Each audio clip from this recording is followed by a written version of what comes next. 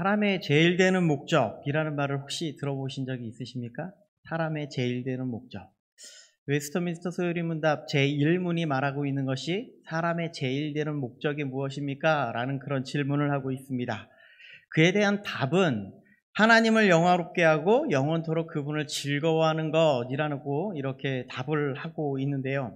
우리가 하나님을 영화롭게 할 수 있을까요? 우리가 하나님을 영원토록 즐거워할 수 있을까요? 사실 우리가 하나님을 영화롭게 하거나 즐거워한다라는 이 의미 속에는 어떤 의미를 담고 있냐면 하나님께 영광을 돌린다라는 그런 의미가 담겨져 있습니다. 그러니까 무엇인가 하면 어떻게 우리가 하나님을 영광을 돌리는가, 어떻게 하나님 앞에 영광스럽게 하는가라는가 하면 우리가 하나님 앞에 영광을 돌린다고 해서 하나님이 영광스러워지는 것이 아니라 원래 하나님은 스스로 영광스러운 분이시기 때문에 우리가 아무리 영광을 돌린다고 해서 우리가 영광으로 인하여서 하나님이 영광스러워지시는 분이 아니라는 말씀을 하고 있는 겁니다. 자, 그렇다면 소요리 문답을 이야기하면서 왜 이런 말을 하고 있을까요? 이 영광스러우신 하나님이 그의 창조물을 통하여 이 사람을 통하여서 하나님 앞에 영광을 드러내라 이렇게 말씀을 하고 있는 겁니다. 우리를 통하여 하나님의 영광을 드러내는 삶을 살았으면 좋겠다 이 말씀을 하고 있다는 말입니다. 그러니까 태양이 태양빛을 막 비치고 있는데 별은 그 빛을 받아서 그 빛을 밝히 비추는 것처럼 우리들도 하나님의 영광을 통하여서 그 영광을 받아서 그 영광을 많은 사람들한테 드러내는 그런 삶을 살아야 된다라는 것을 말씀하고 있죠. 자, 그러면 이렇게 드러내는 삶, 우리가 그것이 바로 인간의 목적이 될 것인데, 자, 이사야서 43장 21절 말씀은 무엇이라고 말하고 있냐면 이 백성은 내가 나를 위하여 지었나니 나를 찬송하게 하려 하심이니라 라고 이렇게 말하고 있습니다. 우리를 통하여서 하나님을 찬양하게 하기 위해서 우리를 통하여서 하나님을 높이기 위해서 지음을 받았다라는 것을 이야기하고 있다는 것이죠. 그래서 여기서 말하고 있는 이 찬양이라는 이 말은 이 하나님을 높이는 행위, 그리고 우리가 하나님을 높여드리는 것, 이 모습을 말할 수 있을 것인데 이것은 우리가 다른 말로 하면 바로 예배다라고 이렇게 말씀드릴 수 있을 것입니다. 우리가 하나님 앞에 찬양하는 것, 우리가 하나님 앞에 예배하는 것을 통하여서 하나님을 드러내고 하나님을 인정하고 하나님 앞에 영광을 돌려드리는 그런 삶을 살아가야 한다라는 것을 말씀하고 있죠. 오늘 본문에도 보면요, 1절에 보면 노래하여 이르되 라고 이렇게 말하고 있고요, 2절에도 찬송하리로다, 3절에도요 노래할 것이요 찬송하리로다 라고 이렇게 해서 계속해서 찬양하다 노래하다 막 이런 표현이 계속해서 나오고 있다는 거예요. 뭔 말을 하고 있는 거예요? 하나님을 예배하고 하나님을 높여드려라 이 이야기를 계속하고 있는 거예요. 하나님을 예배함으로 하나님 앞에 영광스러움을 올려드려라 이것을 이야기하고 있다는 것이죠. 그러니까 우리가 지금 이 자리에 드려지는 이 예배는 하나님의 영광을 드러내는 그런 자리, 하나님을 발견해서 그 놀라우심을 우리가 발견해서 그 하나님 앞에 모든 것을 다 맡겨드리는 그런 자리, 그런 자리가 바로 이날이다라고 이야기하고 있습니다. 그러니까 오늘 또한 이날에라고 이렇게 표현하고 있는 것은 무엇인가 하면 드보라와 아비노함의 아들 바락의 노래라고 말함은 무엇인가 하면 하나님의 놀라우신 구원의 은혜의 기쁨과 감격을 누리면서 이날에 내가 진짜 이렇게 하나님 앞에 영광 돌리겠습니다. 이것을 말씀하고 있다라는 것이죠. 그런데요, 여기에서 지금 드보라의 노래이며 아비노함의 아들 바락의 노래라고 이야기하고 있지만 이 노래의 중심은요, 바로 드보라입니다. 드보라가 이 전체적인 노래를 이끌어가고 있다면 바락은 그와 함께 하모니를 이루면서 이 예배에 동참하고 있다라는 것을 말씀하고 있다라는 것이죠. 우리의 예배가 바로 이와 같습니다. 이런 기사들이 성경에 좀 많이 나오고 있는데요, 이 모세가 홍해를 막 건너고 난 다음에 모세가 하나님을 막 노래합니다. 하나님을 찬양합니다. 하나님 앞에 영광을 돌립니다. 홍해를 건너고 난 이후에 모세가 부른 이 노래는 하나님이 전적으로 우리를 이끌어 주셨습니다. 이 놀라움을 하나님 앞에 올려드리는 거예요. 이것을 고백하고 있는 거예요. 미리암의 노래도 마찬가지고요. 신약에 와서는요, 마리아의 노래가 있습니다. 우리를 긍휼히 여기시는 하나님, 우리를 가난한 자로부터 구원해 주시는 그 하나님, 이 모든 것을 하나님 앞에 높여드립니다. 이것을 찬양합니다. 시므온도 노래합니다. 예수님이 어떤 하나님인지를 노래합니다. 우리를 만방의 이방인의 빛으로 부르신 그 하나님을 내가 노래합니다. 이렇게 찬양을 하고 있다는 것이죠. 또 시편에 많은 노래들이 있어요. 이 모든 노래들이 무엇인가 하면 하나님이 이런 하나님이에요. 와, 하나님이 나를 이렇게 은혜를 주시는 하나님이시군요. 시편 1편을 보십시오. 제가 가끔가다 가톨릭 성경 한 번씩 인용을 하는데 원래 거기 첫 시작이 이렇게 되어 있습니다.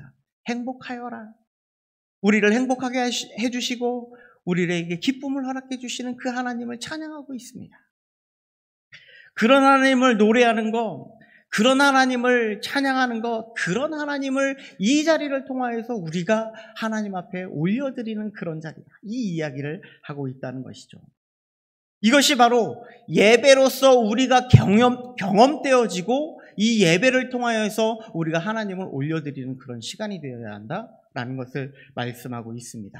자, 그렇다면 오늘 본문의 전체적인 흐름에서 이 찬양을, 이 예배를 하나님 앞에 어떻게 우리가 올려드려야 되고 어떤 자세로 하나님 앞에 예배를 드려야 하는가를 살펴볼 건데, 그 이전에 그러면 이날에라는 이 표현을 하기 위해서 어떤 지금 이스라엘의 상황이었는지를 한번 살펴보도록 하겠습니다.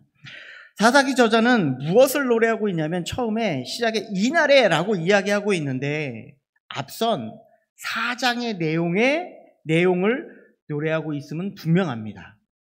자, 그 노래는 무엇인가 하면 하나님께서 나를 이렇게 구원해 주셨습니다. 이날에 구원해 주셨습니다. 이날에 내가 하나님을 이렇게 노래합니다. 이렇게 말하고 있는 겁니다. 그러면 이스라엘 사람들이 어떤 일 때문에 이런 어려움을 당했고 어떻게 구원을 이루셨을까? 그 상황을 노래하고 있는데 6절에 보면요, 이렇게 말하고 있습니다. 아낫의 아들 삼갈의 날에 또는 야엘의 날에라고 이렇게 표현하고 있는데 혹시 기억하십니까? 제가 삼갈의 이야기를 나눌 때 삼갈이 이스라엘 백성들 중에 흔한 이름이 아니라고요. 이 이야기를 했었어요. 흔한 이름이 아닙니다. 자, 그리고 출애굽 당시에 수많은 잡족 중에 한 사람으로 하나님을 섬기는 자로 선택을 받아서 히브리 민족에 편입된 사람, 그 사람이 바로 삼갈의 이런 가족들이라고 여러분들에게 말씀을 드렸고요. 그리고 아낫이라는 표현이 있었는데 아스다롯이라는 의미를 담고 있고, 이 아낫의 아들이라는 것은 아스다롯을 섬기는 자의 아들이라는 표현을 담고 있다라고 이야기를 드렸습니다. 이스라엘 백성이 아닌 이방 민족이라는 얘기예요. 한마디로 말해서 이 사람은 하나님의 정통성을 가진 그런 사람이 아니라 이방 민족입니다. 이 말씀을 하고 있는 겁니다. 또 그러면 야엘이 누구인지 한번 살펴보십시오. 4장 11절에 보면 모세의 장인 호밥의 자손 중 겐 사람 헤벨이라고 이렇게 되어 있습니다. 무엇입니까? 이방 사람이라는 얘기예요. 이방인 중에 한 사람이었다. 이것을 통해서 무엇을 말씀하고자 하는 건가 하면 이스라엘의 정통성을 가지고 있는, 약속을 가지고 있는, 약속의 하나님의 말씀을 가지고 있는 그들 가운데에서는 지금 그들을 이끌 지도자가 없다, 이 말씀을 하고 있는 거예요. 지금 사사기의 전체적인 주제를 이끌어가고 있는 지금 이스라엘의 왕이 없으므로 자기네 소견에 옳은 대로 행하였다라는 것을 그대로 보여주고 있는 표현이 바로 아낫의 아들 삼갈의 날에 또는 야엘의 날에라는 것을 말씀하고 있다는 것입니다. 자, 6절을 계속해서 보겠습니다. 아낫의 아들 삼갈의 날에 또는 야엘의 날에는 대로가 비었고 길의 행인들은 오솔길로 다녔도다라고 말하고 있습니다. 자, 이제 그러면 이스라엘의 진짜 상황을 한번 살펴보겠습니다. 첫 번째는요, 첫 번째 상황은 그들 가운데 대로가 없었다라고 이렇게 이야기합니다. 대로가 사라졌다라고 이야기하고 있어요. 이 이야기는 무엇인가 하면 지금 가나안 왕 야빈이 지금 이스라엘에 쳐들어와서 그들을 다 점령하고 있다라는 거예요. 그들 가운데 어떠한 주권을 가지고 있지 않다. 자기 마음대로 할 수 있는 길이 없다라는 것을 말씀하고 있습니다. 그래서 그들은 힘들게 굽이굽이 오솔길로 가야 되고 굽은 길로 가야 되고 있음을 말씀하고 있다는 것이죠. 그들에게는 평화가 없습니다. 그들에게는 어떤 것도 위로할 수 있는 자가 아무것도 없습니다. 그것이 대로가 없음을 말씀하고 있는 것이죠. 두 번째 상황은 어떤 상황인가 하면 지도자가 없습니다. 7절의 말씀을 보니까 이스라엘은 마을 사람들이 그쳤으니 나 드보라가 일어나 이스라엘의 어머니가 되기까지 그쳤다. 우리가 살펴볼 단어가 있었다면 그쳤도다라는 그런 단어입니다. 자, 이 그쳤다라고 외치고 있는데 이 쉬운 성경으로 여러분들에게 말씀을 읽어드릴게요. 나 드보라가 일어나기 전까지, 나 드보라가 일어나기 전까지 이스라엘은 용사가 없었다네. 내가 일어나 이스라엘의 어미가 되었다네. 이 말씀을 하고 있네요. 누가 일어나기 전까지라고 이야기하고 있냐면 드보라가 일어나기 전까지. 드보라가 나타나기 전까지는 이스라엘의 지도자가 없었다는 거예요. 이스라엘을 이끌 지도자가 아무도 없었습니다. 이스라엘의 어머니라고 표현하는 것은 무엇인가 하면요, 우리의 보호자도 없습니다. 우리를 지켜줄 하나님의 보호자가 없습니다.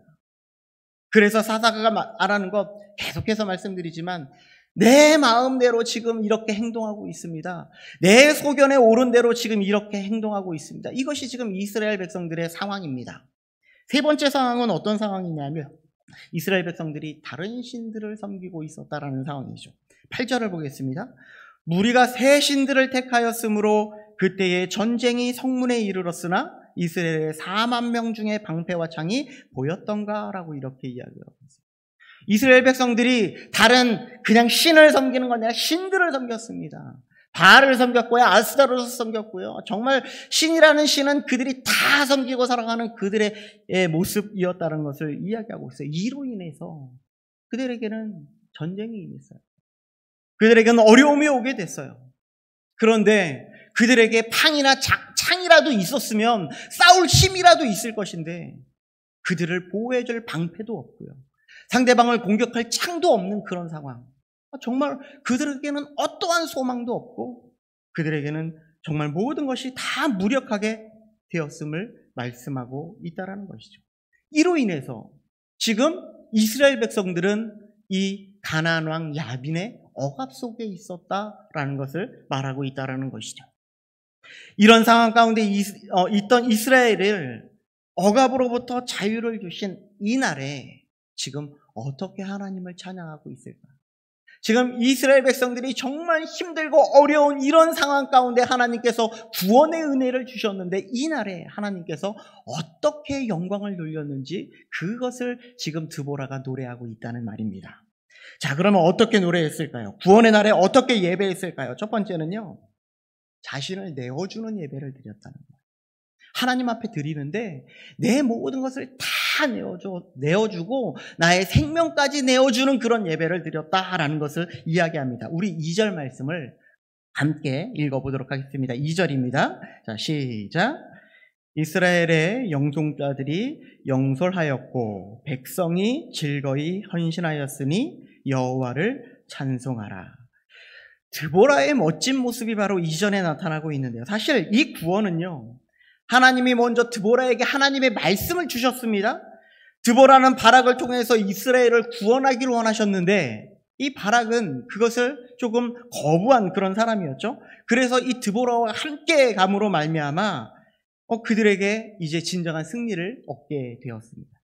그런데 이 인간적인 모습으로 보면 이렇게 생각할 수 있습니다. 나에게 하나님이 말씀해 주셨어.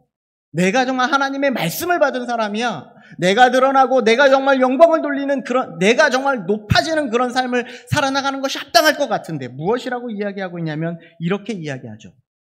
영솔자들을 드러냅니다. 내가 드러나는 그런 모습이 아니라 영솔자들을 드러내는 그런 모습입니다. 우리의 예배는요, 우리가 드려지는 모든 예배는요, 내가 드러나는 삶이 아니라는 말씀을 하고 있는 거예요. 자, 그런데 영솔자들도 한번 보십시오. 영솔자들은 어떻게 했냐면 즐거이 헌신했다라고 이렇게 표현합니다. 영솔자들의 이런 모습은 자신의 모든 것을 다 내려놓지 않고서는 자신의 모든 것을 다 내려놓고 헌신했음을 말하고 있는데, 자, 이 전쟁을 한번 생각해 보십시오. 4장의 내용을 여러분들이 생각해 보면서 이 전쟁의 내용을 한번 생각해 보십시오. 자, 가나안 그 야빈은 철병거 900대, 그리고 모든 백성이 함께 나와서 지금 싸우고 있는 상황입니다. 지금 바락은요, 10,000명, 그 이스라엘 백성들 10,000명을 데리고 지금 싸우고 있습니다. 누가 이길까요? 좀 쉽게 얘기해 볼까요? 요즘으로 말하자면 탱크 900대를 데리고 왔습니다. 그리고 많은 군병들이, 보병들이 왔어요. 그런데 바락의 군대는요, 10,000명의 보병만 있습니다. 탱크가 이길까요? 보병이 이길까요? 탱크가 이기겠죠. 이것은 뭐냐면 이스라엘 백성들에게는 어떠한 방법으로도 지금 이길 수 있는 방법이 없음을 이야기하고 있는 겁니다. 그러니까 내가 직접적으로 죽을 각오를 다해서 헌신하지 않으면 이것은 뭐 승리도 장담할 수 없을 뿐만 아니라 어떤 것도 바라볼 수 없다는 거예요. 그런데 이들이 무엇을 바라보며 나아갔을까요? 무엇을 바라보며 나아가는 믿음이었을까요? 보이지 않는 삶. 곧 하나님의 약속의 말씀을 의지하고 나가는 믿음이라는 거예요. 하나님이 나에게 이런 약속, 우리가 승리할 것을 말씀하셨던 그 약속을 믿고 나아가는 그 결단이 바로 즐거이 헌신하는 마음이라는 거예요. 이스라엘의 영솔자들은요, 자신들이 죽을 수 있었음에도 기꺼이 자신의 생명을 내어주기까지 헌신했음을 말씀하고 있는 겁니다. 우리의 예배가 바로 이런 예배가 되어야 된다는 겁니다. 우리의 자아가 드러나는 예배가 되면 우리의 자아를 모두 죽이고 온전히 하나님의 구원하심을 높이는 그런 예배가 되어야 한다는 것을 말씀하고 있습니다. 우리가 드려지는 예배가 나 자신이 드러나는 순간 이 예배는요, 나의 만족을 위해서 내가 만들어낸 하나님을 그런 섬기고 높이는 그런 예배가 될 수밖에 없음을 말씀하고 있다는 거예요. 나를 죽여서 하나님이 나에게 주시는 말씀을 바라보지 않는 순간 왜 이렇게 설교를 길게 하지? 왜 이렇게 설교가 저렇지? 이렇퉁 저렇퉁 이렇게 이야기하는 것이 그렇게 평가하게 되는 그런 설교가 되어진다는 말입니다. 분명 먼저는 다른 예배를 위해서 이 말씀을 준비하는 이 준비자가 철저히 먼저 자기 자신을 죽이는 삶을 살아나가야 됩니다. 하나님의 말씀 가운데 죽어지지 않으면 하나님의 뜻을 발견할 수가 없고요. 준비자가 죽어지지 않으면 하나님이 무엇을 말씀하시는지 분별하고 연구할 수가 없습니다. 하나님이 기뻐하시는 뜻인지 무엇인지 몰라요. 왜냐하면 내 생각이 들어가기 때문에. 내 생각대로 이것을 이렇게 전파해야지라고 생각하기 때문에 그렇습니다. 그런데 이런 모습이 어떤 모습인지 아십니까? 바로 지금 드보라의 모습이에요. 자, 두 번째 보십시오. 듣는 사람은 어떻게 할까요? 많은 사람은 사람에게 주목합니다. 말솜씨에 주목합니다. 야, 저 사람 진짜 말 잘하네. 저 사람 정말 조리 있게 잘 말하네. 그런데 하나님께 드려지는 예배는요, 그것에 우리가 집중하는 것이 아니라 하나님께서 나에게 주시는 말씀이 무엇인지에 집중하는 그런 예배가 되어야 한다는 겁니다. 하나님만 드려지는 예배, 하나님만 드러나는 그런 예배가 되어야 함을 말씀하고 있다는 것이죠. 이것은 누구를 나타내고 있냐면 바락의 모습을 이야기하고 있는 겁니다. 하나님의 말씀을 받아서 나아가고 있는 그 모습. 자, 계속해서 3절의 말씀을 한번 보겠습니다. 너희 왕들아 들으라, 통치자들아 귀를 기울이라. 나 곧 내가 여호와를 노래할 것이요 이스라엘의 하나님 여호와를 찬송하리로다. 드보라는요, 왕들을 초대합니다. 통치자들을 초대합니다. 모두 예배 자리에 이렇게 초대를 하고 있습니다. 드보라는요, 지금 이스라엘 백성들만 이 예배 자리에서 있어야 된다고 이렇게 주장하고 있는 것이 아니라 모든 백성, 모든 민족이 하나님을 찬양하는 그날을 바라보고 있다는 거예요. 자, 하나님은요, 이스라엘만의 하나님이 아니십니다. 하나님은요, 믿는 우리의 하나님이 되어서는 안 된다는 말씀을 하고 있는 겁니다. 온 우주의 하나님, 모든 것을 다스리시고 모든 사람들이 다 하나님을 찬양하는 그런 하나님이 되어야 함을 말씀하고 있다라는 거예요. 그러면서 드보라가 뭐라고 이야기하고 있냐면요. 곧 내가 자신을 강조하면서 영원히 찬송받으실 하나님을 높이고 있다는 거예요. 이 모습을 통해서 무엇을 우리는 바라볼 수가 있냐면요. 바로 야엘의 모습을 바라볼 수가 있다는 거예요. 하나님께서는요. 드보라를 통해서 하나님을 높이고 하나님의 말씀을 선포하게 하시고 그 말씀을 받아가지고 하나님의 말씀을 굳건히 들고 나아가는 바락의 모습. 그러나 바락의 모습에서 그치는 것이 아니라 야엘의 모습을 통해서 하나님의 구원의 역사를 이루시는 하나님의 놀라우신 은혜를 발견하게 하신다라는 겁니다. 그런데 참으로 안타까운 현실은요. 요즘은 하나님을 높이고 예배하는 일이 사라져가는 현실이라는 겁니다. 예전에 성탄절 되면 우리 여러분들 다 아실 겁니다. 많은 곳에서 이웃을 돕기 위해서 찬양도 하면서 하나님 앞에 영광을 막 돌리는 그런 이웃 돕기도 있었지만 사실 하나님을 찬양하고 그 모든 것을 지나다니면서 함께 동참하고 함께 같이 찬양하면서 영광 돌렸던 그런 여러분들 시절이 있었지 않았습니까? 한번 새벽송 여러분들이 돌 때 한번 보십시오. 어떤 분들은요, 믿지 않는 분들인데 우리 집에서도 좀 한번 같이 찬양해 주십시오. 이렇게 했던 분들도 기억이 납니다. 그런데 지금 만약에 새벽송을 돌거나 길거리에 나가서 하나님을 찬양하는 이런 모습을 보면 어떤 일이 벌어질까요? 아마 시끄럽다고 신고가 들어갈 겁니다. 이것이 지금 시대가 벌어지고 있는 모습입니다. 하나님 앞에 찬양하는 모습, 하나님을 예배하는 그런 모습이 외면되어지는 그런 모습이라는 것이죠. 우리가 그 세 번째로는 어떤 예배가 되어야 하는가? 하나님의 구원을 노래하는 예배가 되어야 합니다. 4절 말씀을 우리 함께 보도록 하겠습니다. 4절입니다. 자, 시작. 여호와여 주께서 세일에서부터 나오시고 에돔 들에서부터 진행하실 때에 땅이 진동하고 하늘이 물을 내리고 구름도 물을 내렸나이다. 세일과 에돔은요 같은 지역인데 같은 지역이면서 다른 이름을 말씀하고 있는 거예요. 예전에 길동이라는 이 동네를 좀 찾아보니까요. 이 길동이라는 동네가 여러 동네가 있었을 거 아니야. 기리울이라는 표현도 있고요. 그리고 또 어떤 골말이라는 표현도 있더라고요. 골말이 성내동하고 이 길동하고 원래 같이 이렇게 묶여져 있는 그런 동네였는데 지금 이게 최근에 와서는 이 성내동으로 편입된 그런 동네라고 합니다. 그러니까 무엇인가 하면 한 지역에 세일이라는 동네도 있고 에돔이라는 동네도 있었다라는 것을 말씀하고 있는 겁니다. 자, 그런데 에돔이라는 동네가 어떤 동네인지를 한번 보시면 모세 시대에 에돔하면 구름 기둥과 불 기둥으로 함께 걸어가고 나아가고 있는 그런 곳이 바로 에돔이었다라는 것입니다. 무엇입니까? 하나님이 함께 했다는 말입니다. 하나님이 함께 하시니 지금 다볼산 꼭대기에서 지금 밑에 철병거 900대와 많은 정말 대적들이 모여있는 그 모습 속에 꼼짝달싹도 할 수 없는 그런 상황 가운데 있음에도 불구하고 하나님께 함께 하시니까 구원의 은혜를 내려주셨다는 것을 말씀하고 있는 거예요. 불가능을 가능케 하시는 것. 하나님이 함께 하시니까 불가능을 가능케 하시는 놀라우신 하나님의 은혜가 우리에게 나타나고 있다는 것을 말씀하고 있어요.